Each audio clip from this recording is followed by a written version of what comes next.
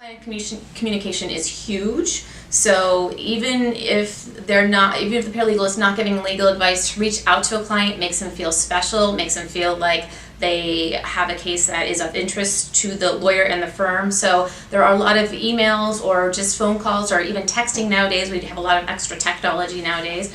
Anything that says, hey, we're working on your case, hang in there. Paralegals can do that again at no cost or a small cost, and it makes the clients feel great. So there's just overall client communication we can't say enough about. The state bar will tell you that's probably the #1 complaint is client and attorney communication. Clients get upset when they're not communicated with. So if the attorney is in a trial all day and the client has a question, at least the paralegal can get back and say, hey, the attorney's in court, but we really do care about your case. I'll run this past her as soon as she gets back. So again, they can just give everything but legal advice, and I can't stress enough just to really work with your paralegal and utilize them, because they are there to make you successful and make the firm successful.